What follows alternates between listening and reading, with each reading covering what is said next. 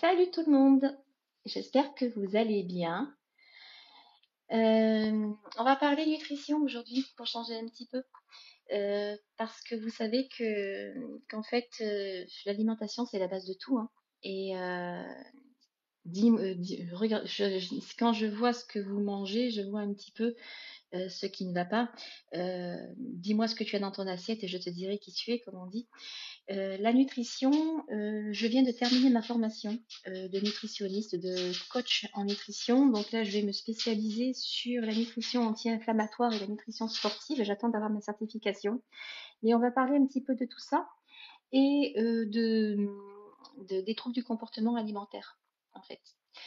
Parce qu'il y en a quand même beaucoup, certains qu'on ne connaît pas. Donc bonjour à tous ceux qui nous rejoignent. Petit point nutrition ce matin. On va parler de ce qu'on met dans notre assiette et des astuces qui peuvent nous permettre justement d'avoir une assiette équilibrée, sans avoir de balance, sans avoir à compter les calories, sans avoir tout ça, et surtout de ce qui nous emmène vers les troubles du comportement alimentaire et comment s'en sortir. Euh, donc, sachez qu'on n'a pas besoin de balance, on n'a pas besoin de calculatrice, de calculateur, d'application, tout ça pour pouvoir avoir une alimentation équilibrée. On peut se servir de notre main. Je vous explique comment.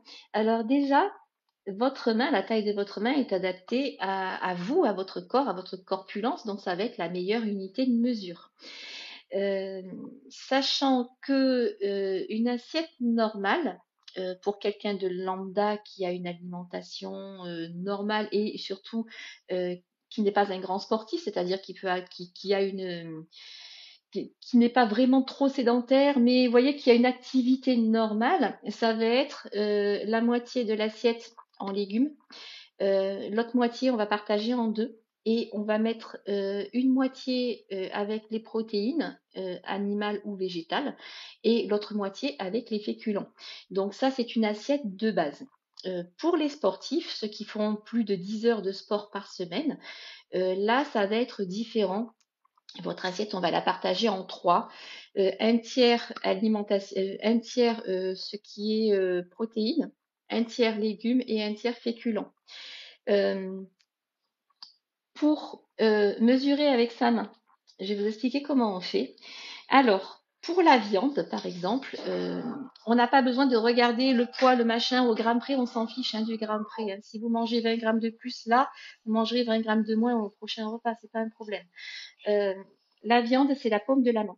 La paume de la main, de votre main, va vous donner en fait la quantité de viande que vous devez mettre dans votre assiette. Pour le poisson, c'est la surface de la main. C'est un peu plus grand, vous voyez. Le beurre, la première phalange de ce doigt-là. Euh, Sachant que si vous avez du mal à calculer, vous pouvez quand même prendre des mini plaquettes, vous savez, de 10 grammes qu'on trouve dans les restaurants. C'est la dose qu'il faut. Et le matin, on a besoin de beurre. C'est de la vitamine D, ce sont des matières grasses, on en a besoin pour commencer la journée. Le fruit, c'est cette taille-là. Le fromage, c'est le pouce. Féculent cuit, ici. Les légumes, les 2 points, par exemple. Pain plus féculent, c'est la pomme de la main. Et la tranche de pain, c'est la taille de la main. Cette vidéo-là, je vais l'enregistrer, la mettre sur YouTube. Ça vous permettra de la revoir. Tous les aliments ne se valent pas. Toutes les protéines ne se valent pas. Par exemple, la meilleure protéine animale qui y est, à part l'œuf qui est une protéine parfaite, vous avez la dinde et le poulet. Le blanc de dinde, le blanc de poulet, ce sont les deux meilleurs. Euh, après, vous avez des protéines qui sont plus grasses, comme par exemple l'agneau, le porc, le mouton, tout ça. Ce sont des protéines qui sont plus grasses et qui risquent de vous amener des huiles, de la graisse saturée dans le corps. Et cette graisse saturée va avoir une action sur tout ce qui est cardiovasculaire. Donc ça, c'est pas très bon. Mieux vaut manger du poisson, des viandes blanches. Les protéines végétales, c'est très bien aussi. Donc moi, je suis un peu une adepte du régime méditerranéen, hein, qui est un des plus sains et qui se rapproche beaucoup de l'alimentation anti-inflammatoire. Donc, pour les personnes qui n'aiment pas la viande, par exemple, sachez que le mélange légumineuses-céréales vous apporte suffisamment d'acides aminés et vont se compléter pour vous donner une protéine parfaite, complète en tout cas. Je vais vous donner des exemples. Couscous végétarien. Couscous végétarien, vous avez le pois chiche qui est une légumineuse, vous avez la semoule qui est du blé. Les deux ensemble vont vous donner suffisamment d'acides aminés pour vous procurer suffisamment de protéines. Le chili végétarien, c'est pareil. Le chili, vous avez les haricots rouges qui est une légumineuse et le riz. La combinaison des deux va vous amener suffisamment d'acides aminés eh bien pour remplacer la protéine animale. Donc ça, c'est une bonne chose. Tout ce qui est fruits de mer, tout ça, c'est parfait. Moi, j'aime pas trop les fruits de mer à part les crevettes, mais tout ce qui est fruits de mer, c'est parfait. Les poissons, vous avez aussi deux catégories, poissons gras, poissons maigres. Donc les poissons gras, vous avez tout ce qui est sardines, maquereaux, saumon qui sont de très bonne graisse, et vous avez des poissons maigres qui eux seront plus par exemple pour le soir, ou si vous voulez vraiment faire attention à votre alimentation, vous avez tout ce qui est cabillaud, colin, etc. Ça, ce sont des viandes maigres, des poissons maigres. Donc ça, il n'y a pas de souci. Et pour ce qui est des céréales, c'est la même chose, hein. Je parle de céréales de petit déjeuner, pas des céréales que vous mangez à tous les repas, comme par exemple le blé, le riz, tout ça, ce sont des céréales. Mais là, on va parler de petit déjeuner. Vous savez, avec les cornflakes, avec les muesli, toutes ces choses-là. Pardon, j'ai un chat dans la gorge. Sachez que votre muesli, vous pouvez vous le faire vous-même. Par exemple, euh, un bol de céréales Lion, c'est comme si vous mangiez un bol de M&M's. C'est très très mauvais. C'est peut-être bon pour le goût, mais c'est plus une sucrerie qu'autre chose, hein. C'est pas bon pour la santé. Si vous voulez vraiment manger des céréales au petit déjeuner, vous pouvez les faire vous-même, hein. Vous pouvez prendre par exemple des flocons d'avoine, mettre des pépites de chocolat, mettre des fruits secs, mettre un petit peu de sirop d'agave dessus et vous faire votre mélange vous-même. Ça peut être très bien aussi. Si vous préférez manger salé, pas de souci. Au contraire, là, il n'y aura pas de pic d'hyperhypoglycémie. Vous allez rester comme ça toute la matinée avec la même énergie. Donc là, ça sera top. Donc là, les 10 grammes de beurre, vous pouvez mettre du fromage aussi, c'est très bien. Vous pouvez mettre du fromage blanc qui va vous apporter des protéines. Les fruits sont bons, mais contiennent du sucre. Donc, ne pas abuser. Il vaut mieux abuser de légumes que de fruits. Vous voyez. Par contre, les deux contiennent des fibres. Donc, les fibres des fruits vont permettre de digérer le sucre du fruit. Les fruits des légumes vont permettre de digérer le sucre des autres aliments. Donc, il vaut mieux privilégier les légumes, sachant que tous les légumes sont bons. La pomme de terre n'est pas un légume. La pomme de terre n'est pas un légume, c'est un féculent. Tout ce qu'on peut faire, toutes les choses desquelles on peut tirer de la farine, ce sont des féculents. C'est-à-dire châtaignes, les pois chiches, les lentilles, les pommes de terre, etc., etc. Ça peut être ce sont des féculents. Le riz aussi, farine de riz par exemple.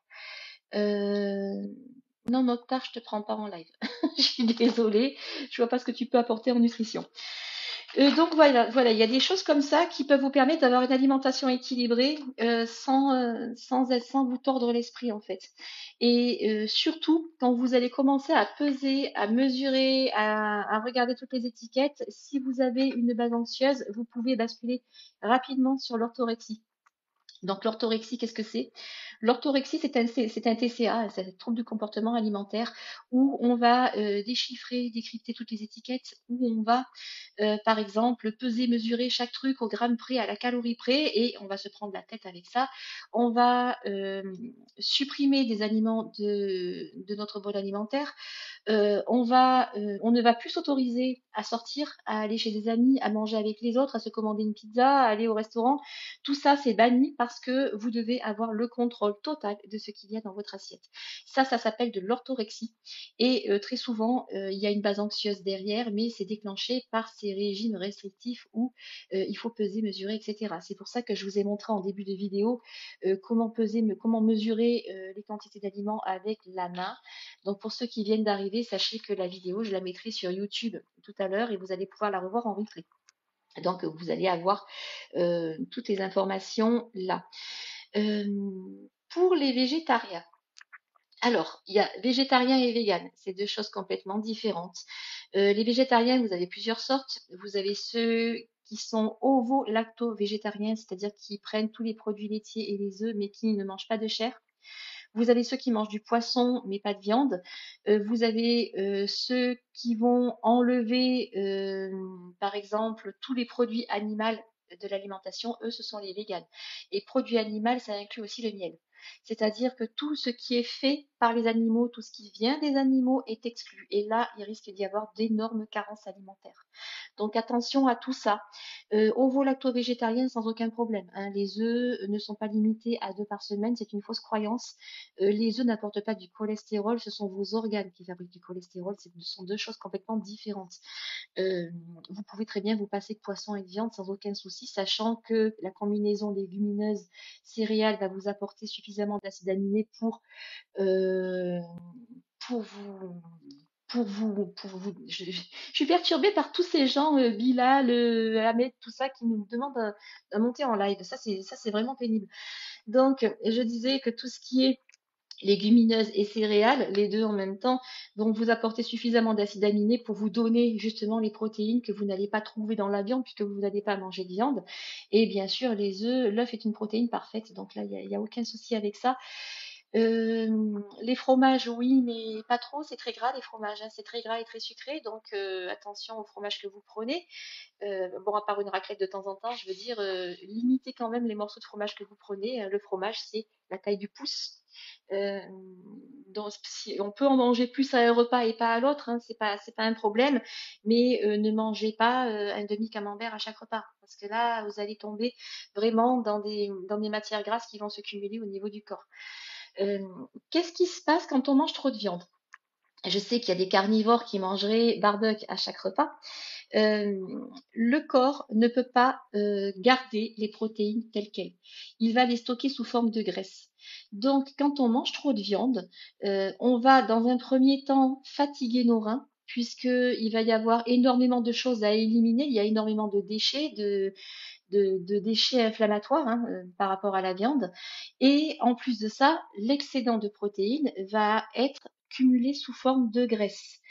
Du coup, c'est pour ça que je vous disais, la viande, c'est la paume de la main. Voilà. La paume de la main, c'est quand même la taille d'un steak haché. Donc vous voyez, vous prenez un steak haché à 5%, il n'y a pas de souci. Si vous prenez 3 entrecôtes une derrière l'autre, comme certains régimes où on vous fait manger beaucoup de viande, attention, vous risquez de fatiguer vos reins avec ça. Pour ce qui est de la nutrition anti-inflammatoire, comme je vous l'ai dit, ça se rapproche beaucoup de tout ce qui est alimentation de type méditerranéen. Alors, quelle est la particularité de l'alimentation méditerranéenne? C'est que c'est une alimentation. Mais arrêtez, les gars, de m'envoyer des messages. Voilà, je prends personne. C'est fou ça. Euh, donc c'est une alimentation où il y a peu de viande, où les 3 quarts de la viande sont remplacés par du poisson ou des produits de la mer, c'est-à-dire des crevettes, des moules, des huîtres, ce genre de choses, et bien sûr du poisson. Il y a énormément de légumes dedans. Il y a peu de sucre. C'est-à-dire que c'est une alimentation qui est pauvre en viande, qui est pauvre en sucre raffiné, mais qui contient beaucoup de poissons, beaucoup de viande blanche, plus de poissons que de viande blanche, et surtout des fruits, des légumes à volonté, tout ça. Et cette alimentation-là, souvent, il y a de l'huile d'olive dedans. L'huile d'olive est une très bonne graisse. Il y a des bonnes graisses. L'avocat est une très bonne graisse, elle fait partie de cette alimentation-là. Et tout ça, ça va avoir un impact sur tout ce qui est inflammatoire. C'est-à-dire que vous n'allez pas cumuler d'acide urique qui va vous donner des inflammations. Vous allez avoir une alimentation saine. Et pour les personnes qui ont des problèmes d'inflammation, qui ont des maladies chroniques genre fibromyalgie, endométriose, polyarthrite, rhumatisme, tout ça, c'est une alimentation qui est très bonne pour vous. Le moins de viande rouge possible, pas plus d'une fois par semaine, hein, ou 2 maximum. Remplacer la viande par du poisson ou de la viande blanche, poulet, dinde. Les œufs, oui, sans problème. Le poisson, sans problème. Les légumes, c'est à volonté. C'est une alimentation qui a vraiment des bases saines. Le matin, céréales du supermarché, évitez, prenez plutôt du pain complet avec un petit peu de beurre dessus. Prenez des fruits, prenez ce genre de choses et vous aurez beaucoup moins d'inflammation. Vous allez perdre du poids rapidement puisque la prise de poids, la cellulite est une forme d'inflammation. Donc, quand on réduit l'inflammation du corps, on va réduire le déséquilibre acido-basique du corps et naturellement, les organes vont se mettre à mieux fonctionner et du coup, vous allez perdre du poids naturellement sans peser, sans mesurer, sans vous priver de choses. Vous aimez le chocolat, pourquoi s'en priver? Ne mangez pas une tablette, mangez 2 carreaux, mais prenez du chocolat noir, par exemple, qui est riche en magnésium.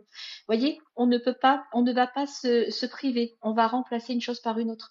Euh, vous avez envie d'un dessert à la fin du repas, prenez un fruit ou une compote sans sucre, il n'y a aucun souci, ou un produit laitier, il n'y a pas de problème.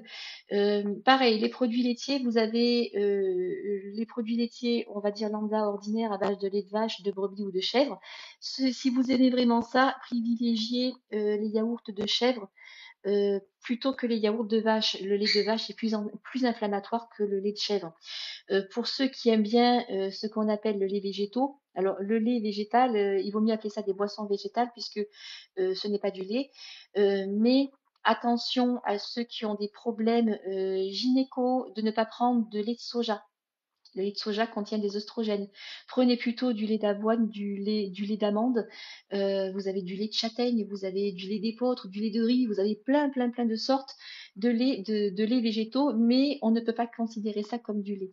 Ça n'apporte pas les mêmes choses. Mais pourquoi pas? Je veux dire, moi j'aime bien les yaourts au lait de coco, j'adore ça.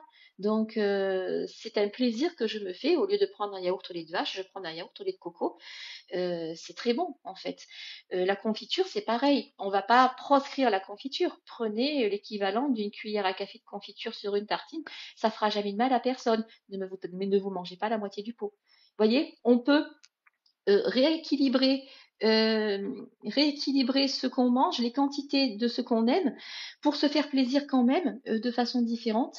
On ne doit pas exclure d'aliments parce que c'est là que la frustration vient, c'est là que l'orthorexie arrive, c'est là qu'on peut avoir des pulsions alimentaires où je me prive de tout et d'un coup je vais avoir une pulsion, je vais aller dans les placards, je vais dévaliser et je vais me goinfrer de chocolat et je pourrai pas m'arrêter parce que j'en ai tellement manqué que hop, c'est le tsunami qui revient. Si vous en mangez un petit peu tous les jours, il n'y a pas de souci. Vous voyez, on évite un petit peu ce genre de choses. Euh, le mot régime ne me plaît pas. Moi, j'appelle ça de l'alimentation. C'est la façon dont on a de s'alimenter et tous les régimes, tout ce que vous voyez, régime ci, régime ça, laissez tomber. Laissez tomber. Euh, Écoutez-vous. Si vous avez envie de manger du chocolat noir, c'est que vous manquez de magnésium, par exemple. Si vous avez envie de légumes, c'est que peut-être vous mangez pas assez de fibres. Si on est lourd après le repas, c'est qu'on a été au-delà de notre satiété. Donc écoutez-vous surtout, écoutez la satiété. Euh, Quand vous n'avez plus envie, eh bien, arrêtez-vous. Par exemple, vous n'avez pas très faim le matin, vous n'êtes pas obligé de manger le matin si vous n'avez pas très faim. Écoutez votre corps. Si vous avez juste envie d'un thé, ben, mangez un thé et puis vous mangerez une pomme à 10 heures, par exemple. Ne mangez pas un Mars, mangez une pomme. Voyez, mais pourquoi pas je ne fais pas l'équilibre sur le repas, je le fais sur une journée entière. C'est beaucoup plus simple quand on mange, par exemple, à l'extérieur, quand on mange à la cantine de l'entreprise ou quand on se porte la gamelle, c'est plus facile d'équilibrer son alimentation sur une journée complète que de l'équilibrer sur chaque repas. Parce que là, vous allez vous tordre les neurones à dire qu'est-ce que je vais mettre dans ma gamelle, il faut que je mette ça, que je mette ça, que je mette ça. Si vous avez envie de manger des pâtes à midi, ben mangez des pâtes à midi et puis vous mangez des légumes ce soir. C'est pas un problème ça. De toute façon, ça fera l'équilibre sur la journée. Donc arrêtez de vous prendre le chou avec tous ces régimes, avec toutes ces choses qui vous disent ça c'est pas bon, ça c'est bon, ça il faut en manger telle quantité, ça c'est à bannir. Non. Écoutez-vous et surtout adaptez à vos habitudes. Moi, je suis dans le sud de la France, je suis à côté de Cannes, j'aurai pas la même alimentation que quelqu'un qui habite en Alsace. Voyez? Donc, il y a aussi quelque chose de culturel là-dedans, sachant que en Alsace, vous avez la choucroute, c'est un légume lacto-fermenté qui est excellent pour la santé.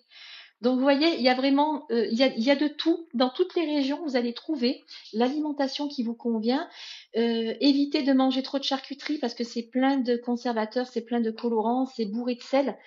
Euh, Évitez de manger trop de charcuterie. Prenez plutôt du blanc de poulet rôti ou ce genre de truc. Après, pourquoi pas se faire plaisir? Voilà, si on a envie de se faire une soirée pizza, ben, on se fait une soirée pizza, mais faites une salade verte avec. Si par exemple vous adorez la pizza, au lieu de vous manger une pizza entière, ben, vous mangez que la moitié et puis vous complétez avec une salade verte. Les fibres de la salade verte vont vous permettre d'éliminer plus facilement la pizza et vont avoir un effet rassasiant qui va vous empêcher d'en manger trop. Vous voyez, il y a plein de petites astuces comme ça qu'on peut mettre en place et qui sont très bien en fait, hein. Euh, Pareil, le cholestérol, comme je vous le disais, ce sont vos organes qui vont le fabriquer. Je connais des personnes qui ne mangent quasiment pas de viande, qui sont très maigres et qui ont du cholestérol parce que leurs organes digestifs fonctionnent mal. C'est le pancréas, c'est le foie, c'est la rate qui fonctionnent mal et qui vont générer ce cholestérol. Donc, ça ne vient pas de l'alimentation. Là, on vous dit pas plus de 2 œufs par semaine. Normalement, par semaine, on peut en manger jusqu'à 12 pour une personne normale. Alors, vous allez vous faire des œufs au plat, vous allez vous faire des œufs durs, mais vous allez en trouver aussi dans les omelettes, dans les gâteaux, dans plein de choses. Mais ce n'est pas le jaune d'œuf qui va vous donner du cholestérol, c'est une fausse croyance. Il y a plein de choses comme ça hein, qui sont... les carottes, on ne peut pas en manger, c'est un légume sucré. Eh ben non, les carottes, c'est un légume qui contient beaucoup de vitamines, qui contient beaucoup de sels minéraux et dont on a tout à fait le droit de manger des carottes. Et moi, j'ai déjà entendu hein, des gens qui mangeaient ni carottes, ni betteraves, ni ci, ni ça parce que c'est sucré. Puis par contre, après, ils mettent 3 sucres dans leur café. Vous voyez le truc, c'est que il vaut mieux ne pas mettre de sucre dans son café puis manger des carottes, tout simplement. Il y a quelque chose à savoir, c'est que plus vos légumes sont colorés et meilleurs ils sont pour la santé. Les légumes feuilles, ce qui est vert foncé contient énormément de calcium, énormément de fer, énormément de choses comme ça qui sont excellentes. Les épinards, le chou calé par exemple, vous savez, ces feuilles de chou qu'on trouve en magasin bio, où vous pouvez manger cru en salade en faisant des petites lamelles, ou vous pouvez le faire cuire. Le persil, tous les aromates, toutes les herbes aromatiques sont excellentes pour la santé. Réduisez un peu le sel, mettez des aromates et des épices à la place. Ça, c'est pareil, c'est très bien aussi. On peut manger 3 fois la même chose sans problème. Vous n'allez pas vous créer des carences parce que vous mangez 3 fois du couscous. Hein. S'il y a tout dedans, il y a tout dedans, quoi. Hein. Donc il y a aucun problème avec ça. Je pense que je vous ferai d'autres lives justement sur les problèmes de troubles de comportement alimentaire parce que ça peut être intéressant. Je refuse les personnes qui me demandent de monter en live. C'est terrible ça. Donc voilà ce que j'avais à vous dire. Donc du coup, je vais attendre que cette vidéo soit disponible. Je vais l'enregistrer, je vais la mettre sur YouTube. Vous pourrez la revoir depuis le début parce que vous allez avoir sur cette vidéo comment mesurer les aliments avec sa main, avec les mains, avec les doigts, pour passer de balance et pour ne pas être dans le contrôle de vraiment ce que vous mangez. Et comme je vous l'ai dit au départ, la meilleure assiette, c'est une assiette moitié légumes, un quart protéines et un quart féculent. Donc ça, c'est l'assiette de base. Mais on peut faire cet équilibre sur la journée sans aucun problème. Ne vous forcez pas à manger des aliments parce qu'on vous a dit qu'ils sont bons pour la santé si vous ne les aimez pas parce que vous allez vous faire un blocage émotionnel. Voyez, les huîtres sont excellentes pour la santé. Je déteste les huîtres. Donc, je n'en mangerai pas. Mais je mangerai autre chose à la place qui me plaît bien et qui va m'apporter quasiment les mêmes choses. N'écoutez pas les gens qui vous disent oh là là, il faut enlever l'huile de ton alimentation. On a besoin de matières grasses pour faire fonctionner notre corps. On a besoin de sucre et de matières grasses pour faire fonctionner notre cerveau. Euh, on a besoin de toutes ces matières-là. Seulement, il faut les choisir correctement. Vous avez les oméga 3 qui sont des anti-inflammatoires par excellence. Les oméga 3, vous allez les trouver dans les huiles d'olive, l'huile de colza par exemple, dans l'avocat, dans le saumon, dans toutes ces choses qui apportent des bonnes graisses au corps. Ne vous en privez pas. L'avocat, c'est gras, oui, et alors? C'est gras, mais on a besoin de cette graisse-là et surtout, ça vous apporte des nutriments qui sont excellents pour la santé. Pourquoi s'en priver? Vous voyez? Donc, ne faites pas n'importe quoi. N'écoutez pas tous ces régimes où on vous dit qui sont restrictifs, où il faut supprimer une partie d'aliments parce que vous allez vous créer des carences. Et ça, c'est pas bon. Écoutez-vous, faites des assiettes équilibrées avec les choses que vous aimez et ne pesez pas, ne mesurez pas les aliments, les calories, servez-vous de vos mains. Je vais vous le répéter là, pour ceux qui n'étaient pas là au début, la viande, c'est la paume de la main, le beurre, c'est la première phalange du doigt, le poisson, c'est la main entière, le fromage, c'est le pouce, le fruit, c'est le poing, féculent cuit, pareil, légumes, les deux poings, pain plus féculent, le creux de la main, et la tranche de pain, c'est la taille de la main comme le poisson. Et avec ça, vous allez pouvoir parfaitement vous en sortir sans balance et sans compter des calories, parce que le corps va s'adapter aux calories que vous mangez. Ah oui, autre chose, on vous dit: «Faites du sport, pour brûler les calories». Ce qu'on vous dit pas, c'est qu'il y a une contrepartie à ça. Si, vous êtes émotionnellement, bloqué, si vous avez des blocages quelque part qui vous empêchent de perdre du poids, c'est que, votre mental, votre corps, va avoir un contrôle sur les calories que vous dépensez, que vous ingérez. Si vous perdez trop de calories, le corps va se mettre en restriction et va bloquer le métabolisme, ce qui fait que vous allez suer et vous n'allez pas dépenser plus de calories parce que votre métabolisme va être bloqué. Donc c'est pareil, il y a de l'émotionnel derrière. Si on prend du poids, c'est soit mécanique, soit émotionnel. Soit notre assiette est déséquilibrée parce que on nous a appris à avoir une alimentation déséquilibrée ou parce qu'on fait de l'orthorexie ou ce genre de choses, ou tout simplement qu'on n'a aucune notion en nutrition et que du coup, ben, on écoute la grand-mère qui nous dit, qui nous donne des machins hyper sucrés et hyper gras pour nous faire plaisir, soit on a un problème mécanique et le problème mécanique, ça peut être un problème au niveau des organes, voire un médicament qu'on prend et qui déclenche une prise de poids. Ça peut arriver aussi, mais une personne en bonne santé ne prendra pas de poids si elle a une alimentation équilibrée et si elle mange tout ce qui lui fait plaisir. Voilà. Donc, comme je vous l'ai dit, je vais attendre que cette vidéo soit enregistrée et ensuite je vais la télécharger et la mettre sur YouTube. Vous pouvez retrouver mes réseaux sociaux dans ma bio. Pour ceux qui aimeraient voir un petit peu ce que je fais comme prestation, vous avez le lien créneau libre directement sur ma bio. Vous pouvez cliquer dessus et vous avez mes prestations.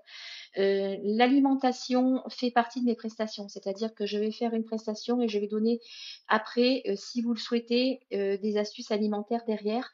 Mais je ne fais pas que du coaching alimentaire, puisque moi je traite les inflammations en énergétique et en psychopathologie. Je vais vous donner des astuces pour éviter tout ce tout ce qui est inflammatoire derrière. Donc ça fait partie de mes prestations. Allez, je vous souhaite une bonne journée à tous et puis écoutez, je vous dis à bientôt et portez-vous bien et bonne journée et profitez bien. Aujourd'hui, il fait beau, je ne sais pas chez vous quel temps il fait, mais aujourd'hui, il fait beau chez moi. Allez, bonne journée et puis à bientôt les amis. Salut, salut.